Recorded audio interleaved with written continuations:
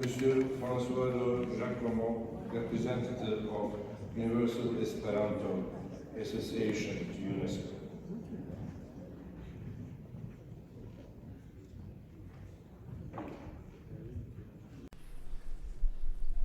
Monsieur le Président de la Conférence Générale, Madame la Directrice Générale, Excellences, Mesdames, Messieurs, merci à Madame Azoulay d'avoir écrit en 2018 que l'UNESCO partage avec le mouvement espérantiste des valeurs communes, l'aspiration à construire un monde de paix, l'entente entre les peuples, le respect de la diversité culturelle, la solidarité par-delà la frontière. Merci à l'UNESCO de s'être associé en 2017 au centenaire de la mort de Ludwig Zamenhof, bâtisseur de l'espéranto.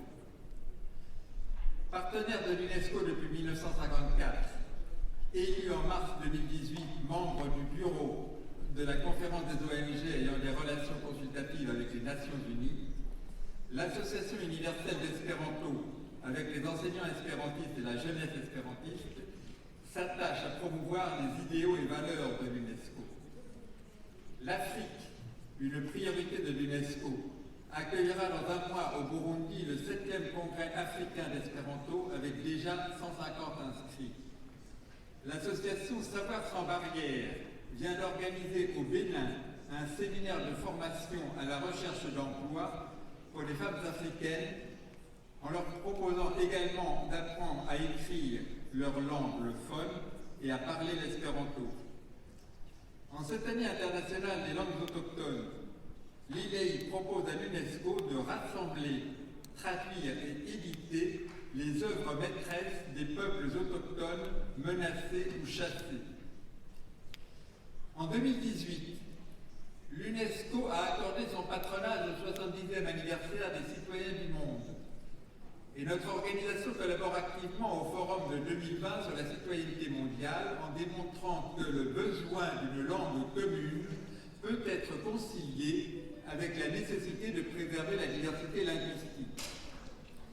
Dans cette lutte contre la discrimination linguistique, lors de la conférence de l'ONU sur la société civile fin août 2019 à Salt Lake City, l'UEA a animé un atelier intitulé « L'anglais suffit-il? Écoutons les nombreuses voix du monde ». Multai vocoi, unu mondo, plusieurs voix, un seul monde. C'est d'ailleurs le slogan du courrier de l'UNESCO qui paraît en 10 langues, dont l'espéranto. Et au titre de la contribution que l'espéranto apporte à la diversité culturelle, nous souhaitons qu'elle soit rapidement inscrite sur la liste représentative du patrimoine culturel immatériel de l'humanité, puisqu'il figure déjà sur les listes nationales de la Pologne et de la Croatie. Dans ce monde où tout va très vite et où les échanges se multiplient entre pays du monde entier, choisissons d'enseigner la langue qui sera apprise en un temps record avec facilité grâce à sa logique, avec efficacité puisqu'elle est phonétique, avec enthousiasme puisqu'elle est équitable. Merci, Duncan.